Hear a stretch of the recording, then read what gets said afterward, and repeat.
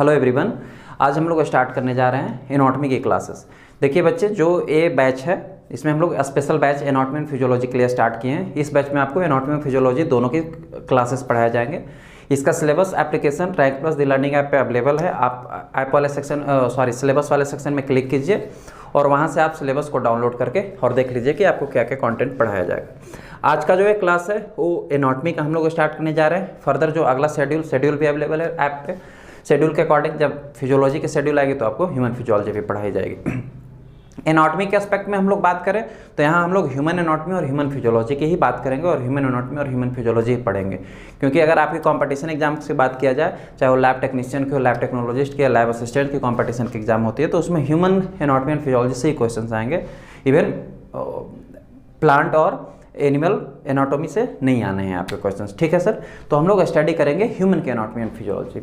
अब देखिए, अगर मैं बात करूं आपको ह्यूमन एनाटॉमी या फिजियोलॉजी की, उससे पहले आपको थोड़ा सा ये बात आप समझिए कि अगर हमारे बॉडी में सेंस आता है ह्यूमन बॉडी की, अगर हमारे माइंड में सेंस आया ह्यूमन बॉडी की या हम लोग ह्यूमन बॉडी के बारे में अगर सोचते हैं तो हमारे दिमाग में दो चीज़ें क्लिक होती है। सबसे पहले, अभी मैं सब्जेक्ट पे आऊँगा, उससे पहले आप थोड़ा सा बातें समझिए, फिर हम लोग सब्जेक्ट की बातें करेंगे।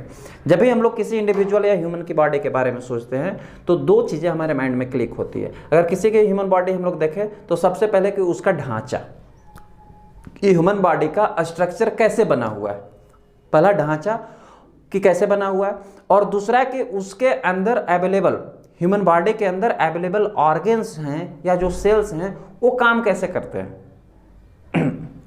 जैसे हमारे मुंह के अंदर जीभ है, तो एक तो जीभ का स्ट्रक्चर है, शेप हम लोग देख रहे हैं, साइज देख रहे हैं, साथ ही साथ वो ऊपर नीचे कैसे फ्लक्चुएट कर रहा है, उसके सेल्स कैसे वर्क कर रहे हैं, हम लोग खा रहे हैं तो उसमें टेस्ट कैसे फील हो रहा है। ये दो चीज़ें हमें किसी भी अगर ह्यूमन की बॉडी की अगर हम लोग बात करें तो हमारे माइंड में ये दो चीज़ें क्लिक होती है। एक तो कि उस ह्यूमन बॉडी का ढांचा कैसे बना, हाथ ऐसा है, पैर ऐसा है, सर ऐसा है, नाक ऐसा है। अब नाक हाथ इतना लंबा क्यों नहीं है, हाथ नाक के इतना छोटा क्यों नहीं है, ये स्ट्रक्चर के बारे में हमारे माइंड में सेंस आता है।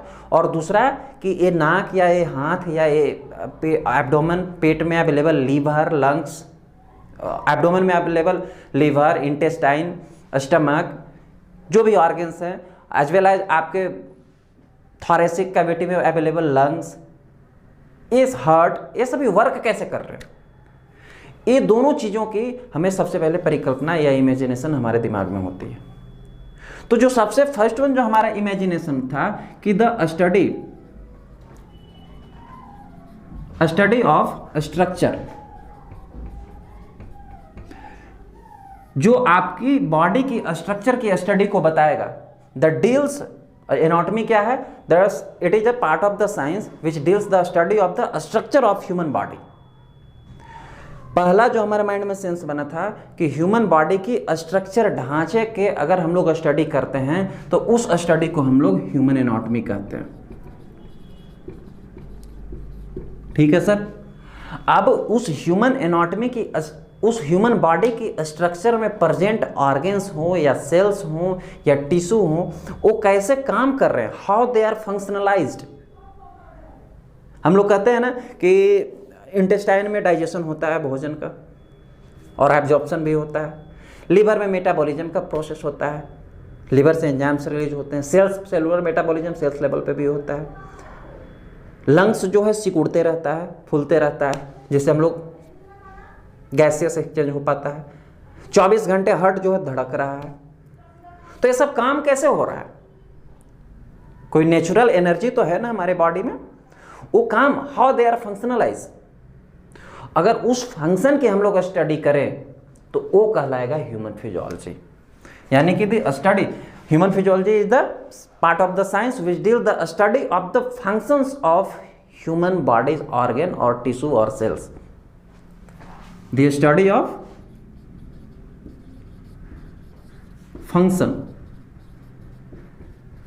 फंक्शंस ऑफ बॉडी, ऑर्गन और टिश्यू।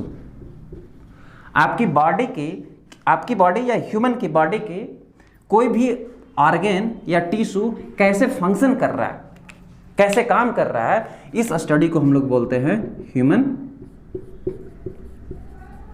फिजियोलॉजी। यानी कि हम लोग जो दोनों सब्जेक्ट पढ़ेंगे ये दोनों एक दूसरे से रिलेटेड है, ह्यूमन एनाटॉमी भी और ह्यूमन फिजियोलॉजी भी। इसीलिए जो है इस बैच को अलग मैंने सेग्रीगेट भी किया कि इसमें हम लोग ह्यूमन एनाटॉमी के बारे में सारे डिटेल्स पढ़ेंगे, सारा स्ट्रक्चरल डिटेल पढ़ेंगे, और दूसरा हम लोग ह्यूमन फिजियोलॉजी के बारे में पूरा डिटेल पढ़ेंगे। तो आज का जो एक क्लास है हम लोग स्टार्ट करें, फर्स्ट लेक्चर है ह्यूमन एनाटॉमी के स्टार्ट कर रहे हैं, उसके बाद फिजियोलॉजी एनाटॉमी चलता रहेगा। अब दूसरी बात आप लोग समझिए, हम लोग मैं आपको एक एग्जांपल देता हूँ। सपोज दैट आपको एक सेव दिया है मैंने, एप्पल, ठीक है। उस एप्पल को मैं आपको बताऊं कि उस एप्पल के अंदर आप मुझे ये बताओ कि एप्पल को ऊपर से आप देख रहे हैं, स्किन ऊपर का जो लेयर है, कलर रेड है, वाइट जैसा है या ग्रीन जैसा है, ऊपर से आपको एक्सटर्नली दिख रहा होगा। अगर मैं आपको बताऊं कि उस एप्पल के अंदर में बीज किस कलर का है, किस शेप का है, अंदर का कलर कैसा है, या अंदर के और भी जो ढांचे हैं, स्ट्रक्चर है, वो कैसा है, उसको आप बताओ, तो आपके झट से माइंड में क्लिक क्या होगा? एक चाकू उठाओगे, शेप को काट दोगे और काट के अंदर का चीजें देख लोगे, यही करोगे। तो जस्ट वे जब हमें ह्यूमन एनाटॉमी कहता है कि I will deals the study of the human body structure, तो बॉडी की स्ट्रक्चर को देखने के लिए भी ह्यूमन की बॉडी को काटनी पड़ती है। यानी ह्यूमन एनाटॉमी कहता है कि काट डालो, जितना ज़्यादा काटोगे उतना ही ज़्यादा स्टडी कर पाओगे। पूरी बॉडी की कटिंग करके देखनी ही एनाटॉमी है। ये एक वर्ड है एनाटोम, ये जो एनाटोम वर्ड है ये ग्रीक वर्ड से लिया गया है। किससे लिया गया है? ग्रीक वर्ड से लिया गया है एनाटोम, और इसी एनाटोम से बना है एनाटॉमी। इस एनाटोम का मतलब होता है कटिंग। क्या मतलब होता है? कटिंग, यानी कि बॉडी की कटिंग करने की प्रोसेस, कटिंग करके स्टडी करने की प्रोसेस ही एनाटॉमी कहलाएगी। क्लियर है सर? अब एक और वर्ड होता है जिसको हम लोग बोलते हैं डाइसेक्शन। ये भी जरा बड़ा एनाटॉमी में आपको ये भी सुनने के लिए बड़ा मिलेगा, आपको हमेशा आपको देखने के लिए मिलेगा। क्या? डाइसेक्शन। डाइसेक्शन का मीनिंग भी होता है कटिंग। इसका भी मीनिंग क्या होता है? कटिंग करना। ये एनाटोम का मतलब भी होता है कटिंग, डाइसेक्शन का मतलब भी होता है कटिंग। एनाटोम जो है वो ग्रीक वर्ड से लिया गया है, और डाइसेक्शन जो है ये लैटिन वर्ड से लिया गया है। किससे लिया गया है? लैटिन वर्ड से। लेकिन dissection is not a synonym of the anatomy. ऐसा हम लोग नहीं कह सकते हैं कि एनाटोम का डाइसेक्शन जो है सिनोनिम है, दूसरा नाम है, ऐसा नहीं कह सकते। क्यों? Because of dissection is a मियर technique. Dissection जो है ओनली एक टेक्निक है कट करने की। जो हम लोग बॉडी को कटिंग करेंगे, चाहे स्काल्पेल से कट करेंगे या ब्लेड से कट करेंगे, तो जो कट करने की टेक्निक होगी उस टेक्निक को हम लोग डाइसेक्शन कहेंगे। कटिंग ही कर रहे हैं, लेकिन dissection is a only one a technique. Dissection क्या है? एक टेक्निक है कट करने की। Where as the anatomy is a whole body parts of, anatomy is a wide range of study of the body part. Anatomy एक subject है जो कि पूरे वाइड रेंज, बॉडी के बहुत बड़े वाइड रेंज की स्टडी को प्रदर्शित करता है, दिखाता है। तो एनाटॉमी एंड डाइसेक्शन दोनों अलग अलग चीज़ें, जबकि दोनों का मीनिंग सेम ही है। एक ग्रीक वर्ड से लिया गया है और एक लैटिन वर्ड से लिया गया है। इतनी चीज़ें तो आपको शायद समझ में आ गया होगा कि अब हम लोग एनाटॉमी पढ़ रहे हैं। एनाटॉमी जो है ह्यूमन की बॉडी के स्ट्रक्चर की स्टडी को दिखाता है। इसमें हम लोग बॉडी के स्ट्रक्चर को जानते हैं और पढ़ते हैं। एक फॉर्मल बात है, आप जानिए कि जैसे जब मैं पैथोलॉजिकल सब्जेक्ट पढ़ाता हूँ, या जब हम लोग मेडिकल कॉलेज में पैथोलॉजिकल सब्जेक्ट पढ़ते हैं, चाहे आप बायोकेमिस्ट्री पढ़िए, हेमाटोलॉजी पढ़िए, हिस्टोलॉजी पढ़िए, साइटोलॉजी पढ़िए, माइक्रोबायोलॉजी पढ़िए, वो सब थोड़ा हमें बोरिंग सा लगता है। ऐसे बोरिंग लगना नहीं चाहिए, इंटरेस्टेड सब्जेक्ट होना चाहिए अगर आपको इंटरेस्टेड वे में पढ़ाया जाए। लेकिन लगता हमें थोड़ा सा बोरिंग है, और उसको हम लोग इसलिए पढ़ते हैं क्योंकि हमारी वो मजबूरी होती है।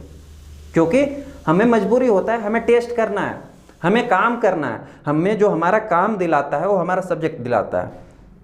अगर आपको माइक्रोबायोलॉजी की नॉलेज नहीं हो, हेमाटोलॉजी की नॉलेज नहीं हो, ब्लड बैंक की नॉलेज नहीं होगी, इम्यूनोलॉजी की नॉलेज नहीं होगी, माइक्रोबायोलॉजी में इवन बैक्टीरियोलॉजी, वायरोलॉजी, किसी की अगर नॉलेज नहीं होगी, तो आपको किसी लेबोरेटरी में काम मिलेगा क्या करने के लिए? नहीं मिलेगा, क्योंकि आपको नॉलेज नहीं है। Theoretical as well as practical दोनों नॉलेज की जरूरत होती है। तो वो हमें नॉलेज काम दिलाता है, इसलिए हम वो सब्जेक्ट पढ़ते हैं मजबूरन में, ठीक। लेकिन जो एनाटॉमी और फिजियोलॉजी जो सब्जेक्ट होता है, ये आप इंटरेस्ट लेके पढ़ोगे, एज ए इंटरेस्टेड सब्जेक्ट पढ़ोगे। क्यों? बिकॉज ऑफ ये हमारी बॉडी में क्या क्या, कौन सा ऑर्गन, कौन सा टिश्यू, कौन सा पार्ट कहाँ अवेलेबल है, वो कैसे काम कर रहा है, बिल्कुल हमारी बॉडी के बारे में जानकारी मिल रही है। तो एक नॉन मेडिकल स्टूडेंट भी बड़ा इंटरेस्ट लेकर सुनता और देखता है इस प्रकार के लेक्चर्स और इस प्रकार के सब्जेक्ट को पढ़ता है। क्यों? क्योंकि ये इंटरेस्टेड होता है। आपको मजा आने वाला है इस सब्जेक्ट्स को पढ़ने में, आपको मजा आने वाला है इस सब्जेक्ट्स के सारे कंटेंट के वीडियो लेक्चर्स देखने में, क्योंकि ये it's belongs to your body parts, it's belong to your body, on body. आपके अंदर क्या है, बाहर क्या है, कैसा है, कैसे काम करता है, क्या स्ट्रक्चर है, क्या ढांचा है, कैसे बना है, ये सभी चीज़ें आपको पढ़ना है। तो ये जो सब्जेक्ट है ना, ये आपको इंटरेस्ट क्रिएट करता है आपके ट्रेड में, तो आप इस सब्जेक्ट को इंटरेस्ट लेके पढ़ोगे भी। ठीक है, चलिए ये तो थी a part of the topic. अब हम लोग आते हैं, अभी मैंने आपको बताया कि ह्यूमन एनाटॉमी जो है ग्रीक वर्ड से लिया गया, एनाटॉम सब्जेक्ट जो है वर्ड जो है वो ग्रीक वर्ड से लिया गया है, और एक डाइसेक्शन लैटिन वर्ड से लिया गया। थोड़ा सा फ्लैशबैक करते हैं और हिस्ट्री में जाते हैं कि एनाटॉमी स्टार्ट कहाँ से हुआ। आखिर कोई तो ऐसा पागल आदमी होगा जो इसको स्टार्ट किया होगा, कोई तो पागल आदमी, आप माइंड नहीं करेंगे, मैंने एक वर्ड यूज किया बट सही वर्ड नहीं है, because of he was a Nobel person, बहुत ही प्रतिष्ठित है, मैं उनको खासकर इज्जत करता हूँ। कोई तो ऐसा खुराफाती आदमी होगा जो इसको शुरू किया होगा, क्योंकि आज तक इस समाज को खुराफातियों नहीं बदला है। जो मिडिल मैन है वो कभी नहीं चेंज कर सकते, इसलिए आप अपने अंदर भी चेंजेस लाइए, कुछ अलग कीजिए, कुछ फोकस ऑफ गोल कीजिए, तभी आप चेंजेस लाइएगा, तभी आप कुछ कर सकते हैं। तो एनाटॉमी की हिस्ट्री जो है ये बहुत ही एंशिएंट टाइम में स्टार्ट होता है, मतलब इसकी शुरुआत बहुत ही पहले, ये तब की बात है जब सेंचुरी नहीं, ईसा पूर्व की बात है। कब की बात है? बीसी की। बीसी लगभग 400 बीसी। बीसी का मतलब क्या होता है? Before of Christ. एक वर्ड आ गया तो मैं आपको बता दिया, आपने देखा होगा, सुना होगा, हिस्ट्री जब पढ़ा होगा आपने कि 400 ईसा पूर्व, 600 ईसा पूर्व, 500 ईसा पूर्व, 300 ईसा पूर्व, आपने सुना है ना। ईसा पूर्व को इंग्लिश में लिखते हैं बीसी, दैट मीन्स कि बिफोर ऑफ क्रिस्ट। ईसा के आने के पहले की जो कैलेंडर थी उसको ईसा पूर्व बोला जाता है या बीसी बोला जाता है। तो ये लगभग 400 ईसा पूर्व के पहले की बात है, या 400 ईसा पूर्व की बात है। उस समय एक नोबेल साइंटिस्ट थे जिनका नाम है हिप्पोक्रेट्स। क्या नाम है? ये जो हिप्पोक्रेट्स हैं, इनको अब एक हिप्पोक्रेट्स का नाम आया है तो पहले एनाटॉमी पे आने से पहले हिप्पोक्रेट्स से एक इंपॉर्टेंट फैक्ट्स जुड़ा हुआ बता देता हूँ। इससे क्वेश्चन जो है मेडिकल लैब सुपरिटेंडेंट का एग्जाम हो रहा था, मुझे लगता है 2019 में रेलवे का लैब सुपरिटेंडेंट का एग्जाम आया था, तो उसमें क्वेश्चन पूछा गया था कि who is the father of the medicine. तो जो ये हिप्पोक्रेट्स हैं इनको मेडिसिन का फादर बोला जाता है, इनको फादर ऑफ मेडिसिन बोला जाता है। तो या इस फैक्ट्स को आप याद रखेंगे, हिप्पोक्रेट्स जो है मेडिसिन ऑफ फादर है। अब इनकी एनाटॉमी में मैंने जिक्र क्यों किया, इस बात को आप समझिए। जो 400 ईसा पूर्व में सबसे पहले हिप्पोक्रेट्स ही जो थे, जो एनाटॉमी के फाउंडर कहे जाते हैं, एनाटॉमी की फाउंडेशन रखी थी, यानी कि एनाटॉमी की जो न्यू है ये हिप्पोक्रेट्स ने क्रिएट करी थी, यहीं से एनाटॉमी का फाउंडेशन हुआ था। And he is also known as the founder of the anatomy. अब समय धीरे धीरे आगे बढ़ा, एक और साइंटिस्ट का नाम है मैं लूंगा, जिनका नाम है हेरोफिलस। क्या नाम है? हेरोफिलस।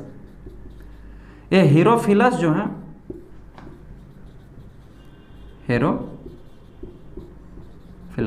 जो हेरोफिलस हैं इनको एनाटॉमी का फादर कहा जाता है। इनको हिप्पोक्रेट्स को मेडिसिन का फादर कहा जाता है। बट हिप्पोक्रेट्स जो थे एनाटॉमी के फाउंडर थे, एनाटॉमी का फाउंडेशन इन्होंने स्टार्ट किया था। जो हेरोफिलस हैं इनको एनाटॉमी का फादर बोला जाता है। क्वेश्चन ऐसा भी आता है कि who is the father of the anatomy, तो आपको याद रखना है कि हेरोफिलस जो हैं वो एनाटॉमी के फादर हैं।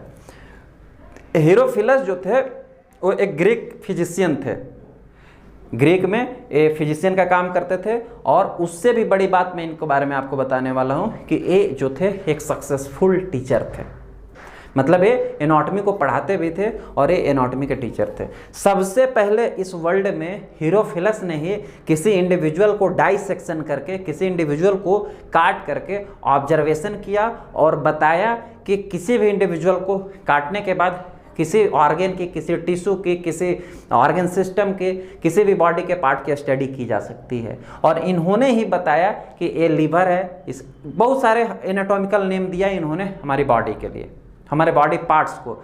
और इन्होंने ही पार्ट कटिंग करने के बाद, ऑब्जर्वेशन करने के बाद ही stabilize the distinguished between the lot of organs.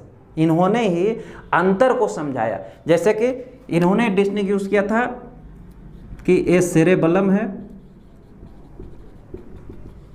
From cerebrum.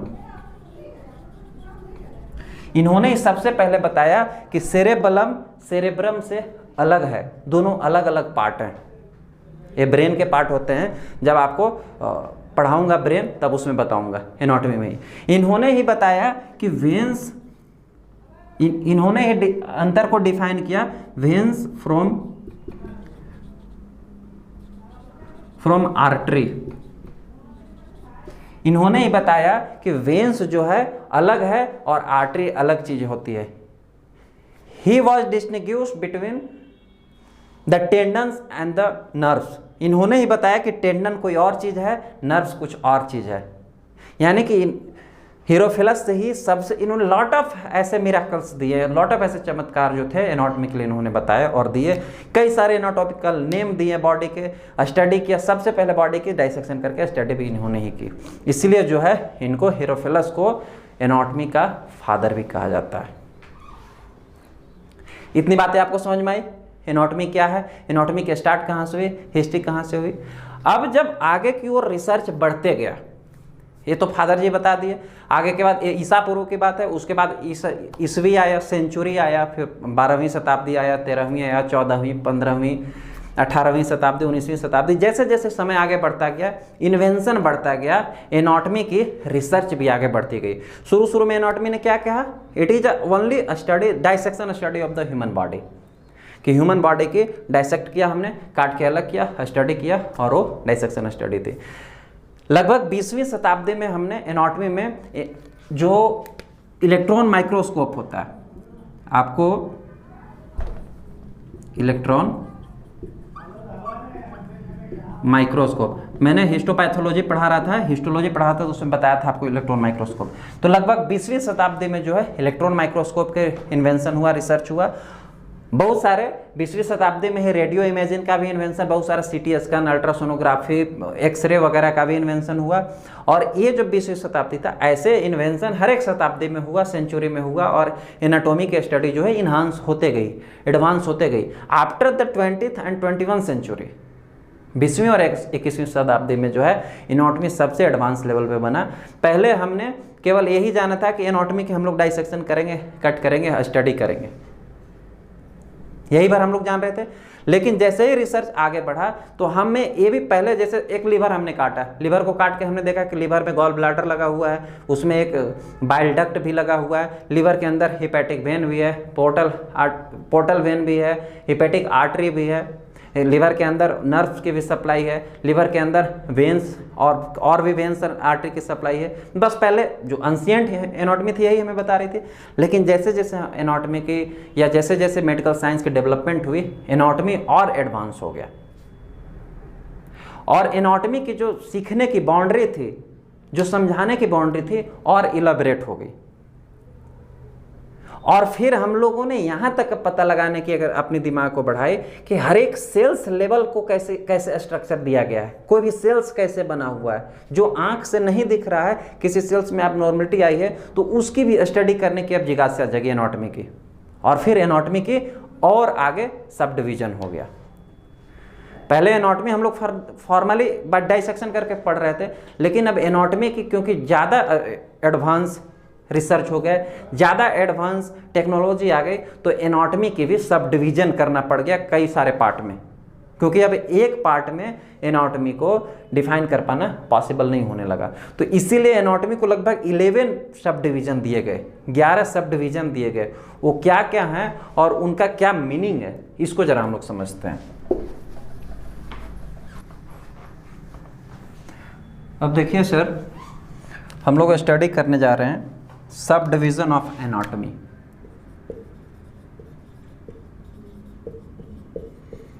Sub division of anatomy. पहले तो एनाटॉमी एक ही था जिसमें बॉडी को डाइसेक्शन कर रहे थे किसी भी इंडिविजुअल की और उसकी स्टडी कर रहे थे। लेकिन जब टेक्नोलॉजी एडवांस हो गई, स्टडी करने की बाउंड्री बढ़ गई, नॉलेज लोगों का बढ़ गया, मेडिकल टेक्नोलॉजी एडवांस हो गई, तो एनाटॉमी को सब डिवाइड कर दिया गया, लगभग 11 सब डिवीजन दिया गया, जिसका मैं पहले सब डिवीजन का नाम आपको लिख देता हूँ, मेंशन कर देता हूँ, फिर एक एक करके मैं आपको समझाऊंगा कि वो क्या है। इसको समझना बहुत जरूरी है, इससे क्वेश्चंस बहुत सारे ऑरिजिनेट होते हैं। सबसे फर्स्ट वन जो है कार्डावेरिक एनाटॉमी, देन आता है लिविंग एनाटॉमी,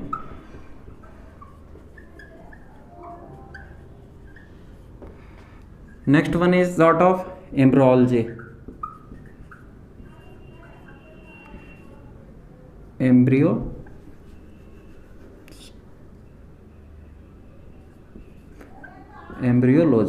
एम्ब्रियोलॉजी को ही बोलते हैं डेवलपमेंटल एनाटॉमी। एम्ब्रियोलॉजी को दूसरे नाम से क्या जाना जाता है?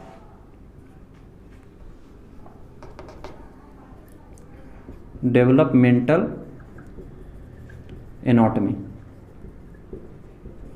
ये आप दूसरा नाम जरूर याद रखेंगे क्योंकि दूसरा नाम से बहुत सारे इंपॉर्टेंट फैक्ट्स निकलते हैं। Next one is that of histology. आप बोलोगे सर हिस्टोलॉजी तो पैथोलॉजी का हमारा पार्ट था, yes, but histology is a sub division of the anatomy. Histology को बोलते हैं माइक्रोस्कोपिक एनाटॉमी। क्या बोला जाता है? Microscopic anatomy. नेक्स्ट वन आता है सरफेस एनाटॉमी, सरफेस एनाटॉमी। ये एनाटॉमी के सब डिविजन्स के नाम आपको हमेशा मेमोराइज होना चाहिए। सरफेस एनाटॉमी को बोला जाता है टोपोग्राफिक एनाटॉमी, टोपोग्राफिक एनाटॉमी। कभी कभी क्वेश्चन ऐसा आ जाता है कि टोपोग्राफिक एनाटॉमी का अनदर नेम क्या है? सरफेस एनाटॉमी आपको याद होगा तब ना। 6 है radiographic and imaging, imaging anatomy. Next one है comparative anatomy, comparative anatomy. Next one is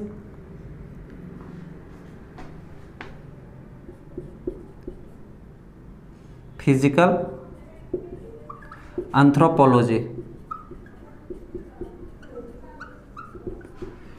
9th one is applied anatomy.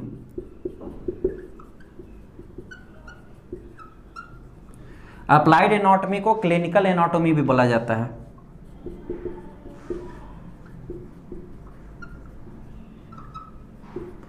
Tenth one is that of experimental anatomy.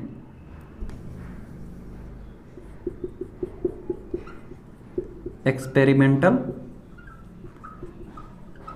Anatomy and 11th one is that of genetic anatomy, genetic anatomy. देखिए बच्चे, anatomy पहले एक थी लेकिन study बढ़ती गई और anatomy 11 part में सब डिवाइड कर दिया गया, 11 पार्ट में इसका सब डिवीजन किया गया। अब सबको हम लोग बारी बारी से स्टडी करेंगे और जानेंगे कि ये क्या है, और इसके बाद फिर हम लोग आगे एनाटॉमी में बढ़ेंगे, ठीक है। देखिए सबसे पहले क्या आता है? कैडावेरिक एनाटॉमी।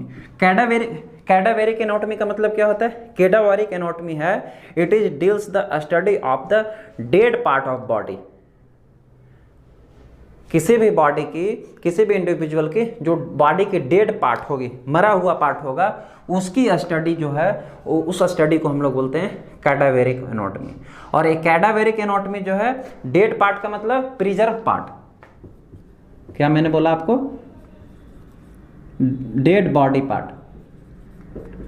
डेड बॉडी पार्ट का मतलब आप लोगों को पढ़ाया हूं मैं, हिस्टोलॉजी में कोई भी पार्ट बॉडी के कट करके सेक्शन कट किया जाता है तो उसको फॉर्मेलिन में प्रिजर्व किया जाता है। फॉर्मेलिन में प्रिजर्व क्यों किया जाता है? ताकि उसमें जो भी एंजाइमेटिक लाइसिस है, पुट्रिफिकेशन है, वो सारे कुछ जो है परफॉर्म ना हो पाए, और वो जो भी डाइसेक्शन करके निकाला गया है बॉडी पार्ट्स वो खराब ना हो जाए, उसके ऑब्जर्वेशन को प्रिजर्व करने के लिए हम लोग एक फिक्सेटिव यूज करते हैं जिसको फॉर्मेलिन कहा जाता है।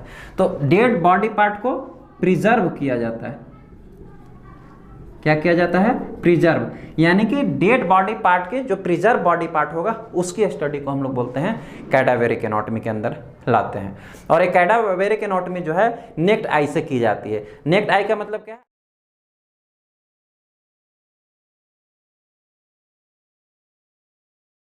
या आप ग्रोसिंग स्टडी करते हैं।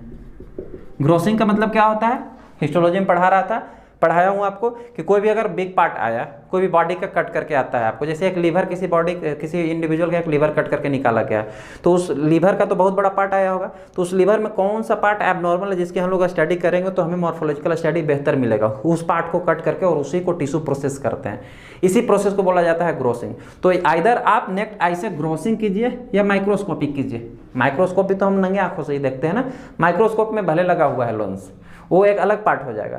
तो ये दोनों स्टडी जो है वो कैडावेरिक एनाटॉमी में कैटेगराइज किया गया।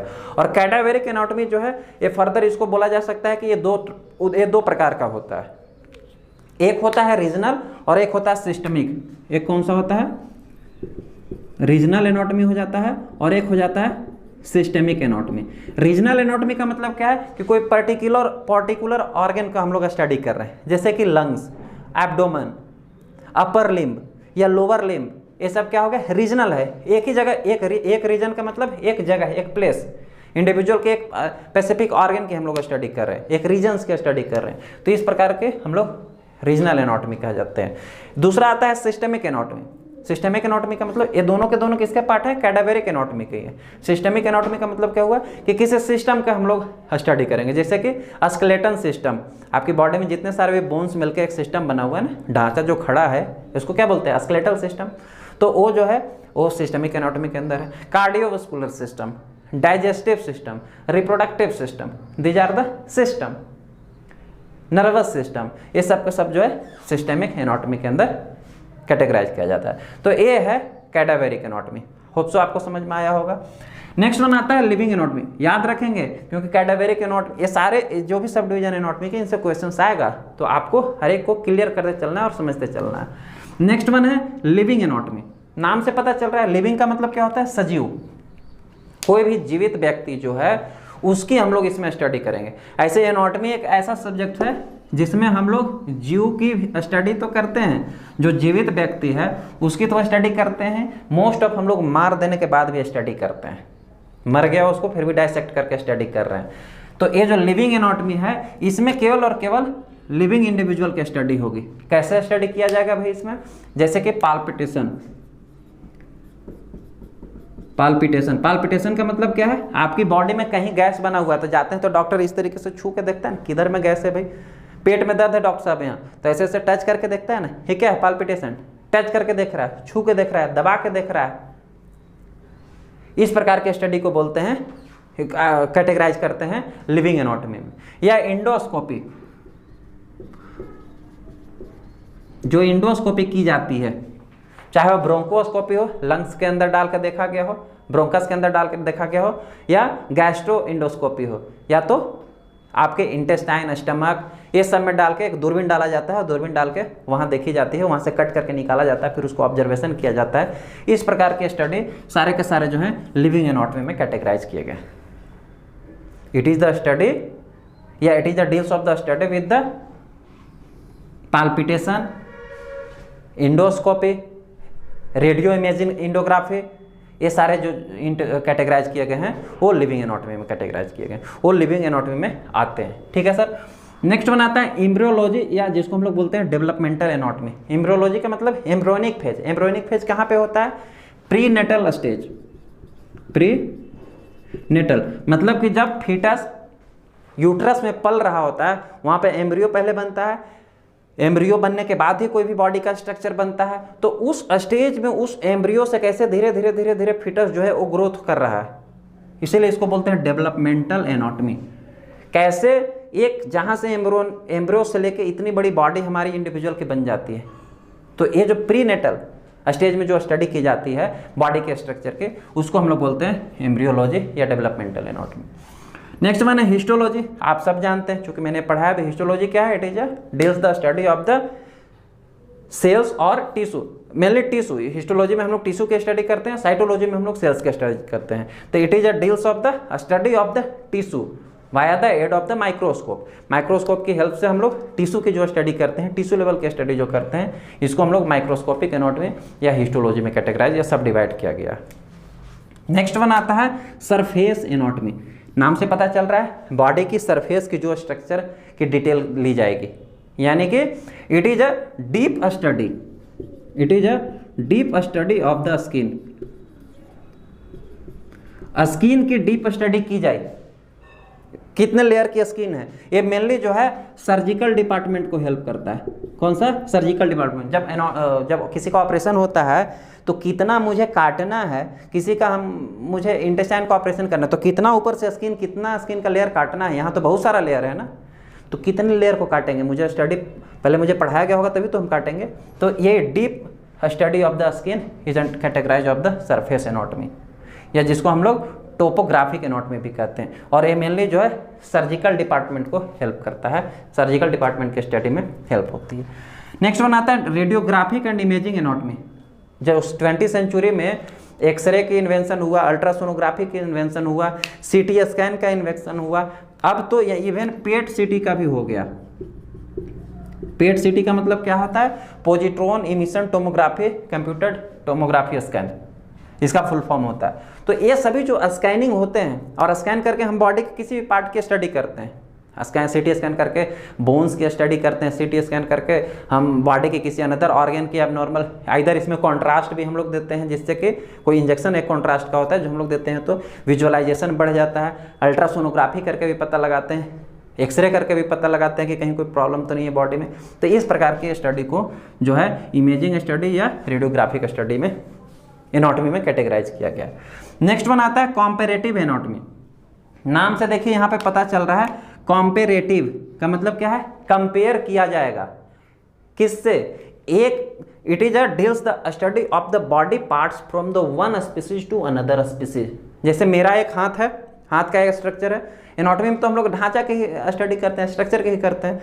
तो एक ह्यूमन का हैंड होगा, एक डॉग का हैंड होगा, एक काऊ का हैंड होगा, एक फिश के जो पंजा होगा, एक लोमड़ी का भी हाथ होगा, आगे के जो दो पैर हैं वो हाथ जैसे ही तो काम कर रहे हैं। तो मैं जब कंपेयर करूंगा कि मेरे हाथ के स्ट्रक्चर, कुत्ते के हाथ के स्ट्रक्चर जो आगे के पैर हैं, बैल के आगे के पैर के स्ट्रक्चर, या लोमड़ी के आगे के पैर के स्ट्रक्चर, या कोई इंसेक्ट है उसके आगे के फफूंदी के पैर के स्ट्रक्चर में क्या बेसिक डिफरेंस है। इसी कंपैरिजन की, इस प्रकार की जो हम कंपैरिजन की स्टडी करेंगे एक बॉडी पार्ट्स के कई सारे स्पीसीज में, इस प्रकार की हम लोग स्टडी को बोलते हैं कॉम्पेरेटिव एनाटॉमी। आई बात समझ में बच्चे? नेक्स्ट वन आता है फिजिकल एंथ्रोपोलॉजी। देखिए फिजिकल एंथ्रोपोलॉजी का मतलब है कि it is a study of the, या इट इज अ मेजरमेंट और study of the body posture या body size of the different types of the races of different groups of the people. एक छोटा सा एग्जांपल देता हूं, आप अगर नोटिस करेंगे जो इंग्लैंड के लोग हैं वो कितने 7-7 फुट के लंबे होते हैं, गोरे होते हैं, हट्टे कट्टे होते हैं। आप इंडिया में पश्चिम बंगाल की ओर चले जाओ, लोग छोटे होते हैं, ठिगने होते हैं, बॉडी से थोड़े स्ट्रांग होते हैं। आप जम्मू कश्मीर में चले जाओ, गोरे होते हैं, लंबे चौड़े होते हैं। ये क्या है? एक ही स्पीसीज एक ही है, यहाँ भी ह्यूमन थे, वहाँ भी ह्यूमन थे, लेकिन बॉडी स्ट्रक्चर अलग अलग कैसे है? तो ये जो एक रेस के हुए, जैसे कुछ होते हैं कि आप साउथ अफ्रीका में चले जाओ, ब्लैक लोग हैं, इंडिया में चले जाओ मिक्स लोग हैं, लंदन में चले जाओ गोरे लोग हैं, डिफरेंट रेस के लोग हैं। एक ही स्पीसीज है, रेसेस डिफरेंट है, प्लेसेस डिफरेंट है, डिफरेंट ग्रुप ऑफ पीपल हैं। तो इस प्रकार के लोगों की जो बॉडी के स्ट्रक्चर की स्टडी की जाती है, इसको हम लोग कैटेगराइज करते हैं फिजिकल एंथ्रोपोलॉजी में। क्लियर हुआ आपको? नेक्स्ट वन आता है अप्लाइड एनाटॉमी। अब यहाँ पे देखिए सबसे मेन आया अप्लाइड एनाटॉमी का मतलब क्या है? एनाटॉमी को अब अप्लाई करो। आपने जो इतनी सारी स्टडी करी, नॉलेज जो आपने ले लिया, जब एनाटॉमी की पूरी आपकी स्टडी हो गई, एनाटॉमी को आपने पूरा जान लिया। एनाटॉमी क्या है? पूरी मेडिकल को चलाता है। अगर ऐसा मैं बोलूं कि पूरा मेडिकल को डिफाइन करता है, पूरा मेडिसिन को डिफाइन करता है, मेडिकल नॉलेज को डिफाइन करता है, क्योंकि बॉडी के हर एक पार्ट का नॉलेज, हर एक पार्ट का नॉमेनक्लेचर, हर एक पार्ट का एब्रिविएशन एनाटॉमी दे रहा है। तो अब उसको फिर जब आप काम करने जाओगे, कोई भी डॉक्टर बनता है तो क्या करता है? अगर सर्जन है तो ऑपरेशन करेगा, मेडिसिन का डॉक्टर है तो मेडिसिन के ट्रीटमेंट करेगा पेशेंट को, पेट का डॉक्टर बना है तो पेट के ट्रीटमेंट करेगा। एनाटॉमी में पढ़ा होगा ना सारा चीज़ उसने। तो अब वही नॉलेज को अप्लाई करता है अपनी प्रैक्टिस में वो। तो application of the anatomy, application का मतलब क्या है? Use, application of anatomy. जो आपने एनाटॉमी पढ़ा उसको जो आपने अप्लाई किया, यूज जो कर रहे हैं, that is the known is the applied anatomy. इसलिए इसको बोला जाता है क्लिनिकल एनाटॉमी, क्योंकि जो भी क्लिनिकल प्रैक्टिस होता है उसमें it is a deals the study of application of anatomy, कि एनाटॉमी के क्या यूज होगा, कहाँ कहाँ अप्लाई किया जाएगा, इसलिए इसको बोला जाता है क्लिनिकल एनाटॉमी। समझ में आया? क्लियर हुआ? नेक्स्ट वन आता है एक्सपेरिमेंटल एनाटॉमी। अब देखिए एक्सपेरिमेंटल एनाटॉमी का मतलब क्या है? यहाँ पे एक्सपेरिमेंट किया जाएगा एनाटॉमी में। लेकिन अब तो बोलोगे सर पूरा का पूरा एनाटॉमी ही एक्सपेरिमेंट है, तो इसका क्या अलग फायदा है? ये एक्सपेरिमेंट करना होता है कि what are the factors which influence the growth और the structure of the body parts. नहीं समझ में आया? कोई ऐसे फैक्टर जो कि, ध्यान से सुनिए ये बड़ा इंपॉर्टेंट है, कोई ऐसे फैक्टर आपकी बॉडी की, जैसे किसी इंडिविजुअल एग्जांपल से मैं समझाता हूँ। किसी इंडिविजुअल में आपने देखा होगा कि किसी का एक कान नॉर्मल है, एक कान छोटा हो गया, किसी का एक हाथ छोटा हो गया, एक हाथ ऐसे टेढ़ा है, एक नॉर्मल है तो दोनों हैंड ही है, तो दोनों कान ही, दोनों तो सेम होना चाहिए था। तो एक अब अच्छा है, सही है, और एक छोटा हो गया, तो वो कौन सा फैक्टर्स था जो इसके ग्रोथ को या इसके स्ट्रक्चर को इन्फ्लुएंस कर दिया? इसको बढ़ने नहीं दिया, या इसको छोटा कर दिया, या इसको बहुत बड़ा कर दिया?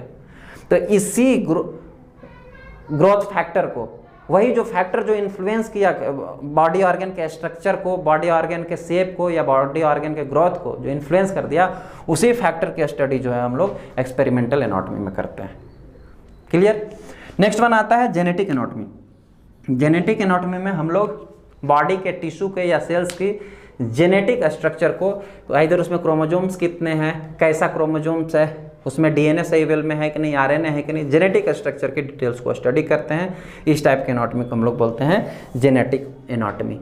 एंड बेसिकली हमारा मेडिकल साइंस जो है एनाटॉमी को इन 11 सब डिवीजन में कैटेगराइज किया गया है और बांटा है, जो होप सो आपको समझ में आया होगा। और इसी प्रकार से आगे एनाटॉमी हमें पढ़ने भी होती है।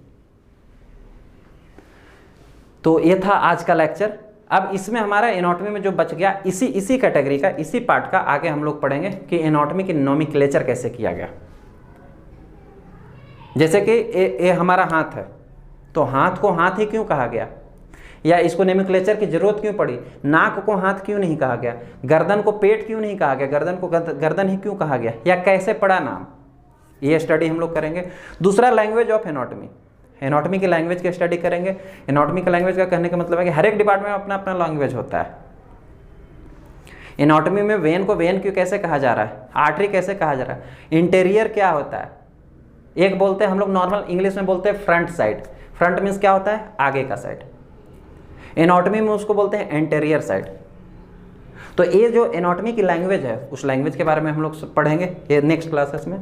दो चीज़ें हो गई। तीसरी चीज़ हम लोग नेक्स्ट लेक्चर में पढ़ेंगे टर्मिनोलॉजी ऑफ एनाटॉमी। एनाटॉमी में बहुत सारे ऐसे टर्म्स हैं, वर्ड्स हैं जिनका यूज और जिनके बारे में आपको जानना जरूरी है। उसके बाद ही पूरी एनाटॉमी आपको समझ में आएगा और उससे भी क्वेश्चन ऑरिजिनेट होते हैं। तो ये 2-3 जो पार्ट है वो हम लोग नेक्स्ट क्लास में कवर करेंगे। होप सो आज का क्लास आपको समझ में आया होगा। मिलते हैं नए लेक्चर में नए टॉपिक के साथ। Thank you.